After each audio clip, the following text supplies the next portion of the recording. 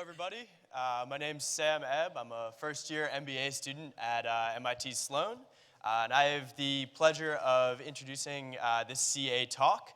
It's Filling the Seats, Perception versus Reality, on what drives the fan experience. And our two speakers today, Jeff Nelson, the VP of Client Strategy at Navigate Research, and Mike Bernstein, Vice President of Research and Insights at Wasserman. So with that, I'll turn it over to you guys.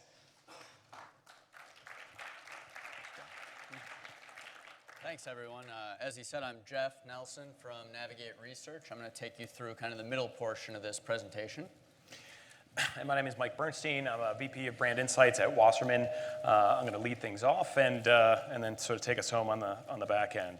So we're here today to discuss and share some key findings around is a recent study that we've just completed, our fan experience study. Hence the name, Filling the Seats, Perception versus Reality, and what drives the fan experience. So what we're going to do is first walk you through the case for change, some of the issues that prompted us to do this study in the first place. We're going to share some key findings across different venues, different leagues. I think you'll find interesting. Then we're going to go through a quick case study around some of our findings for Fenway Park right here in town. And then we're going to finish off with a quick sneak peek of the top 5 venues and teams that came out in our rankings, and then hopefully we'll have some time left for your questions. So why do we do this study? Historically, the power of the live fan experience has been enough to sort of draw people into the game. I think those of us who work in the industry can sometimes lose perspective around how special the in-venue experience can be for fans, and we can see it right here on the screen. This fan was literally moved to tears by her attendance at an NHL game. So excited. But it is a bit of a double-edged sword. You see, she references the use of the term bucket list. That is sort of by definition a rarity and not the sort of everyday luxury. And so this is a potentially troubling harbinger for some issues that we actually identified sort of bottoms up in the study. So 2 main issues that we're seeing at a high level.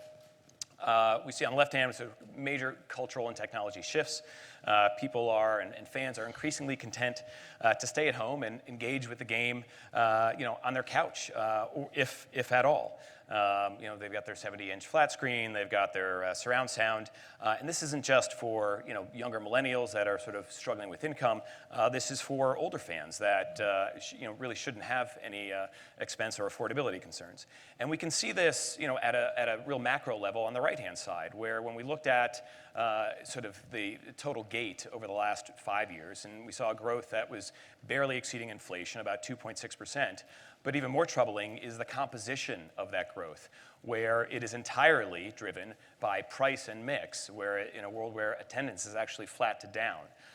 Obviously, this is a trend that's not sustainable going into the long term, especially in a somewhat subdued personal income growth environment. So with these challenges, we thought it was clear that decision makers need some new tools, new insights to identify how to really improve and deliver on fan expectations. So what did we do? We conducted a really extensive survey. We surveyed over 8,500 sports and music fans, including 141 teams across 130 venues in 20 major markets across North America, and then supplemented that with some deep dives or real in-depth qualitative interviews to help bring to life some of the challenges and issues that fans are seeing. And we really had 3 goals with this.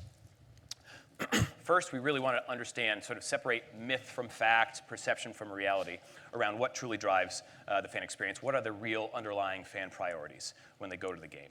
Second, we wanted to help teams and venues understand how they perform and benchmark that performance against best in class or other relevant peer groups, so they have a sense of not just their absolute performance, but also their relative performance. And with the third goal of bringing that all together to help provide actionable insights to inform team and venue strategy around near-term investment priorities that are focused on what's going to really move the needle for the fan experience. With that, I'll hand it over to Jeff. So we kind of have this big initial question. What's really important to fans? And we wanted to explore this both in terms of perception and reality. And so for the former, we took things like the view you have at a game, and we asked these fans to rate the importance of that as it would pertain to their fan experience. How important do you think that is? And we did this over 18 different factors, some that you would associate more with the actual venue, and some that you would associate with the team playing at that venue. And then we took those results and we had what we've kind of termed here as stated importance. So this is what fans say. Now, to get to actual importance, we asked fans which venues did you actually attend in the past year, which teams did you see, and then among those same factors, we asked them to rate something like view. How good was your view? What did you think of these various factors? And then after we went through each one of those 18, we asked, what was your overall fan experience like? If you had to encapsulate your fan experience in one number, if you had to rate it, what would it be? And by doing this with over 100 teams and 100 venues, we ended up with this data set where we were able to take those individual factors and test them and see which actually correlated with their overall fan experience rating, which correlated most strongly and which didn't really correlate at all. And then we've termed this kind of actual derived importance. This, to us, represented reality. And when we look at the results, when we kind of plot those venue factors and the rate factors based on how they ended up ranking in actual importance, and then, of course, look at the stated importance alongside it, the results, we think, are pretty interesting. Something like food, drink quality, and scoreboard. These are two things that fans aren't thinking consciously about as really all that important to their fan experience. They're ranking them lower than other factors. And yet, when we go through this analysis, those are the top two factors in terms of correlating either with positive or negative fan experience. Conversely, ease of getting to and ease of parking. These are things that fans are saying are quite important to their fan experience, and yet when we look at the data, whether they rated those highly or poorly didn't really have much of a correlation on how they rated their overall day. And so we think that these results, not only are they interesting, but they could be comforting, quite honestly. If you're working for a team, if you're working for a venue, and you're thinking about, well, how can I use this?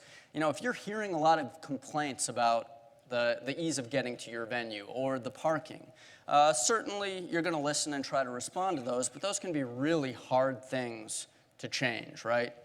But food, drink quality, and scoreboard, if you're willing to invest the resources, those are two much easier things to really improve. And what we're finding is the higher you can improve those, the higher the overall fan experience.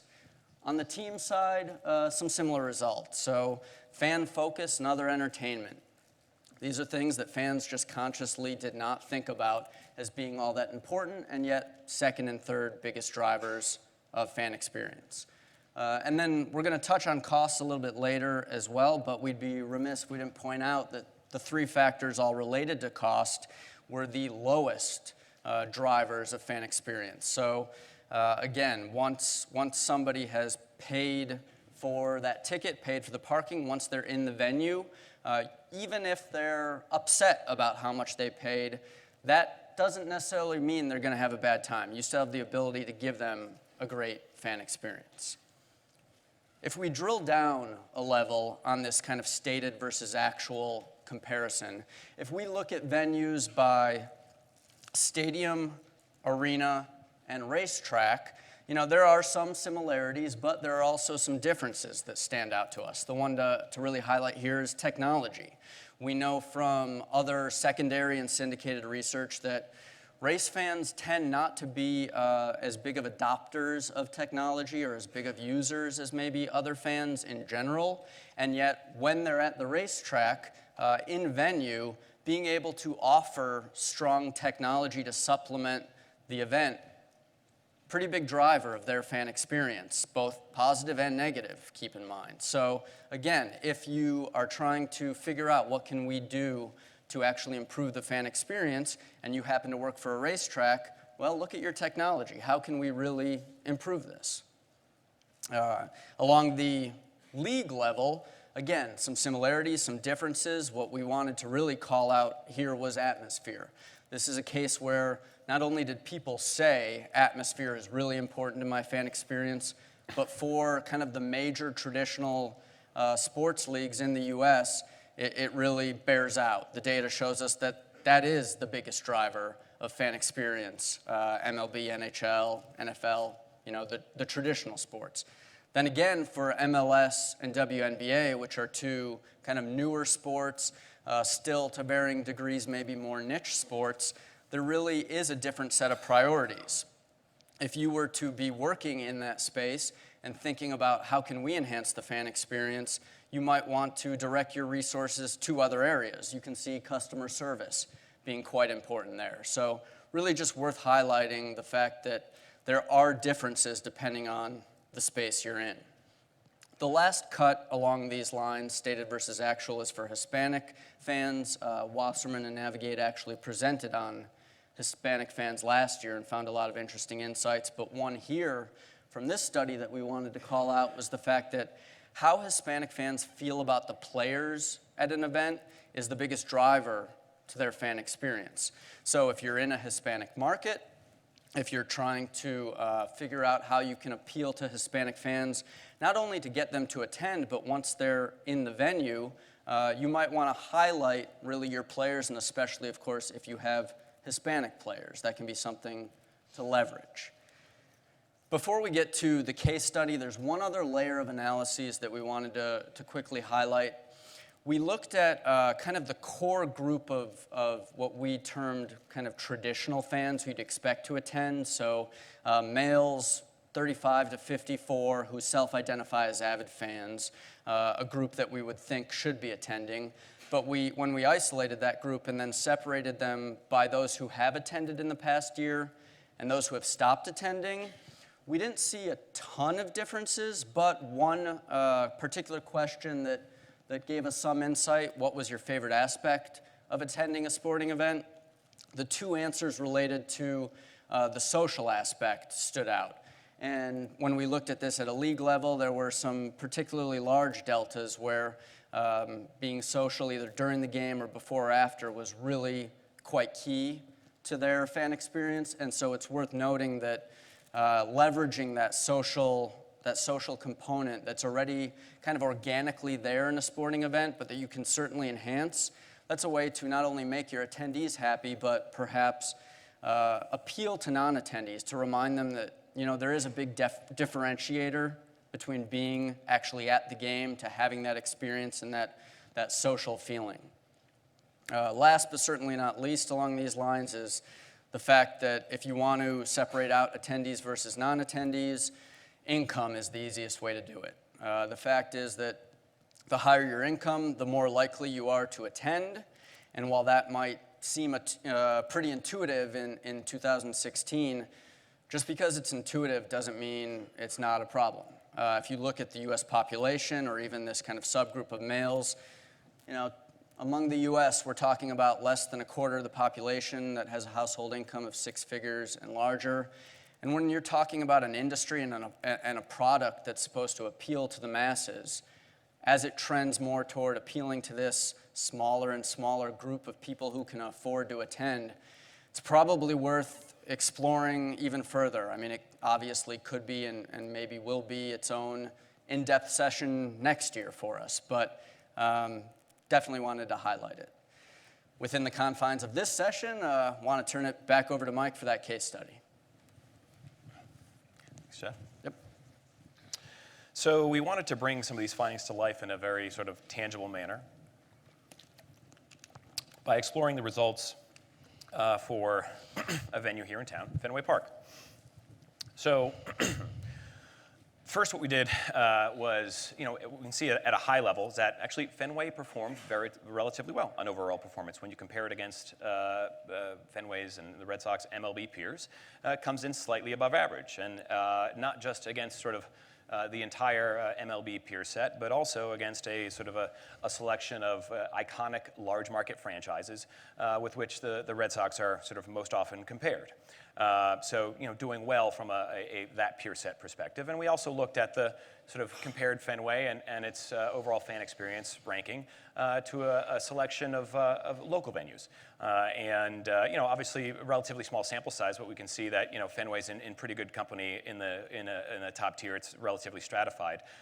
So doing relatively well when you compare to some of the relevant peer groups. But when you sort of go and drill down into the factors that actually, underlying factors that we identified around the venue, a different and more nuanced picture sort of emerges. So what we did here was first we plotted all those 9 factors, those venue factors that Jeff walked you through before, onto a simple 2x2 with importance on the x-axis and the actual venue performance on the y-axis. And when you take the averages of against those, it creates a nice little bullseye here where we can separate these groups into the 4 boxes. So left-hand side, lower importance, and if you're performing poorly, the stakes are pretty low. It didn't really matter. So it's like you finished last place, but it's in rookie ball. No one cares. Top left, it's you perform great, but again, it's not a huge fan priority, and so it's sort of like a blowout victory in spring training. Over to the right, the stakes increase. These are the things that really matter to fans, and so if you're performing poorly, that's like going over the playoffs. You came up short in the big spot, and then top right, that's sort of big poppy land. That's when you're delivering, in October when it really matters most. So these were the benchmark scores, right? So now let's see how Fenway performed against those benchmarks. So the first group I want to show you is just sort of a security scoreboard and quality of food and drink, where Fenway came in right around the benchmark averages. And so there's not much that's really actionable or that sort of gives us cause for concern or delight. The next group is so the view and ease of getting to and parking. And so here's where Fenway's beginning to fall a little short of the benchmark, but to some extent, this is something that as Jeff was sort of referencing before, these things are harder to take action against. In terms of the view, there's nothing we can do about the obstructive view seats at Fenway.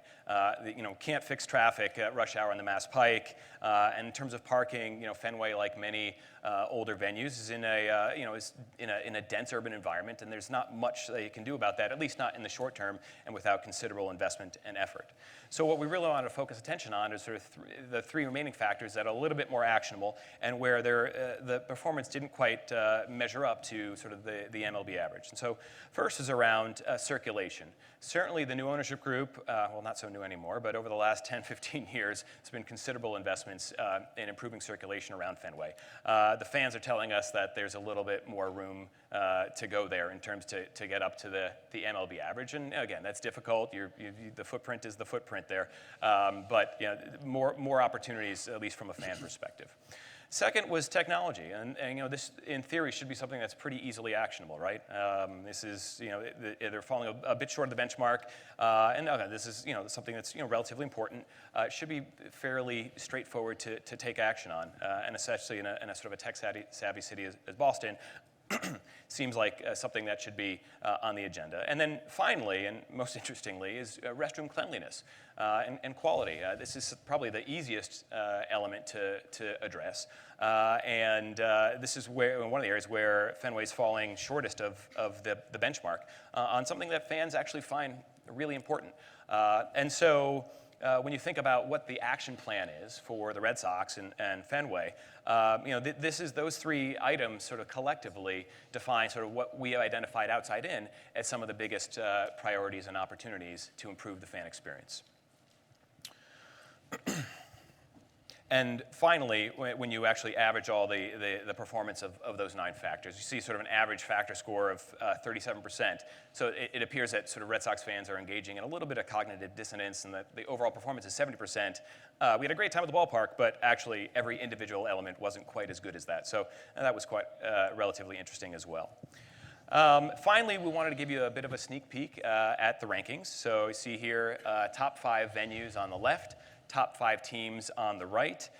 No surprise that these venues and the teams that play in them, mostly skew newer, right? I mean, relatively new venues. There are a couple venues that are more than 15 years old. They were built in the 90s, or at least begun construction in the 90s. So certainly want to give a shout out to those three. Didn't necessarily have the advantage of all the data we have today and sort of the latest thinking around what is really driving the fan experience. So really good job on that part. Finally, we just want to sort of wrap it up with sort of the four key takeaways, and we're happy to open up the floor to your questions. First, it's clear that it's critical to move beyond some of the more basic, straightforward approaches of understanding, the fan experience, to identify what really actually drives that experience and what's truly actionable. Second, it's also clear the industry needs to continue to focus on identifying new solutions around pricing and affordability. The trends we see today are truly unsustainable, going into the long term. Third, it seems that there are certainly opportunities to market the more social aspects of attendance, and this is, a lot of the buzzwords today around, sort of authenticity and being organic, and this social element of fan passion is as organic and authentic as it gets, and teams and venues have an opportunity to sort of highlight that better to those who are sort of on the couch.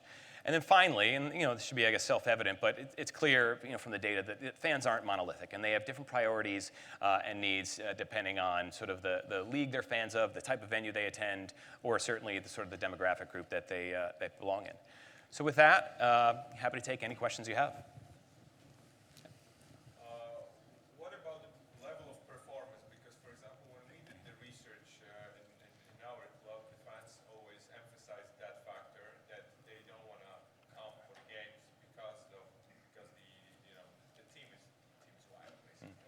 So what was the case when you researched? Yeah, I can take that question. So when it came to looking at the importance of winning, basically, right, in fan experience, we did that analysis. Yeah. Right. Well, what we did was we looked at how good teams were over the past, I think we took a 3-year sample, and then we looked at the fan experience scores tied to those teams, and again, tried to test for correlation. Is it a truth that if you're winning, then your fans tend to be more engaged and happier? If you're losing, less engaged, less happy? And it really varies by league. And so what we found is and I guess one of the most consistent aspects of this was which league plays less games, because the less games you play, it tended to be that the more winning and performance mattered. So if you go to an NFL game or a college football game, the time you had at that game is going to be dictated more strongly by whether the team performed well, whether they won.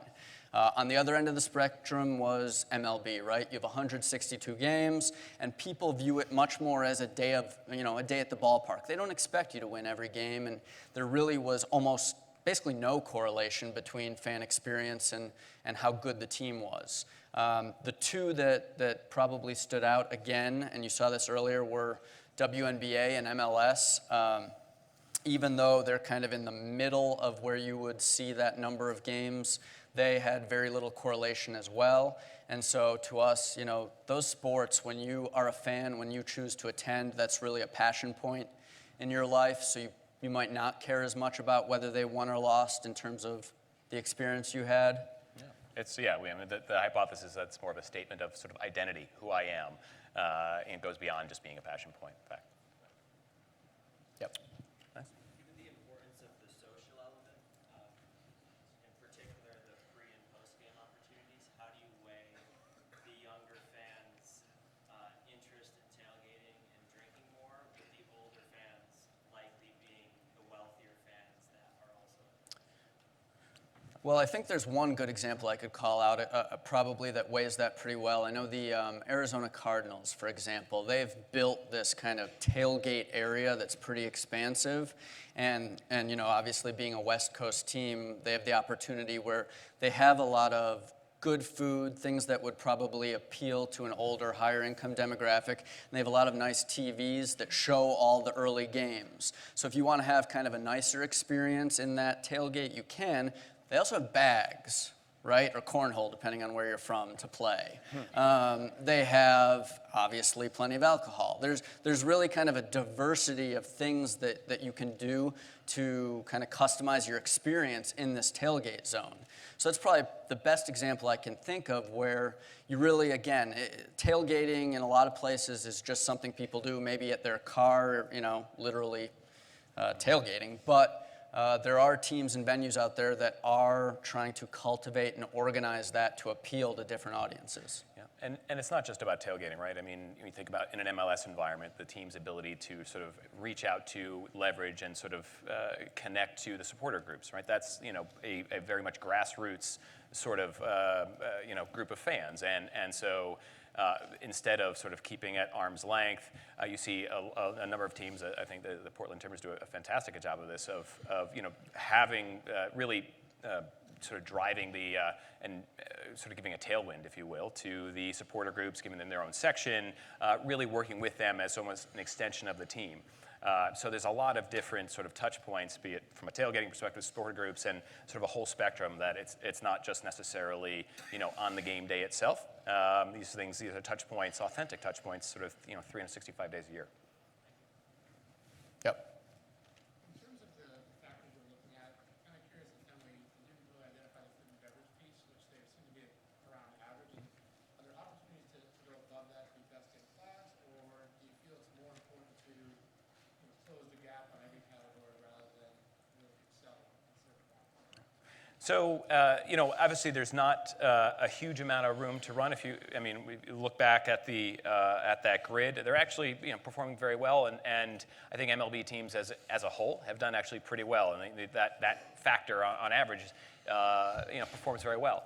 But certainly that is something that is, fairly straightforward to address, right? And so what we'd have to do is, obviously this is the start of the conversation, and this would sort of precipitate, some deeper thinking around an action plan. I mean, that really depends upon, from where I would go, I'd start with sort of where's the burning platform? Clearly, you always want to be, better than just average and always looking to improve the things that are within your control. But when things like restroom cleanliness, just as an example, are so far from the average, that is something that in theory should be much more easily addressable. And you're probably going to get the most juice from that squeeze if you're trying to just get back to sort of the average. Pushing up to sort of best in class, can be more difficult, right, as you're getting closer and closer to the top. So, every different situation is going to depend. For me, that's sort of where I would start. Do we have time for one more question? Yeah. One more? Okay. Sorry, go ahead. Do you see the importance of social interaction varying between leagues? Just thinking in baseball, so that you don't hit this high capacity, fewer people, total football, large capacity, large stadiums. Does that vary much between the sports or leagues themselves? Yeah, I think actually among the sports it didn't vary maybe as much as you'd expect. I think probably demographically it might vary a little bit more. As you might expect, the younger demographic being a little bit higher. But it's a good question, and maybe this is a good note to end on. That's exactly the type of question we'd love for you to reach out to us about, so we can give you deeper answers and talk to you more about the study. So please, I'm sure our contact information is somewhere or in many places. Please reach out. Thanks, everyone. Thank you very much.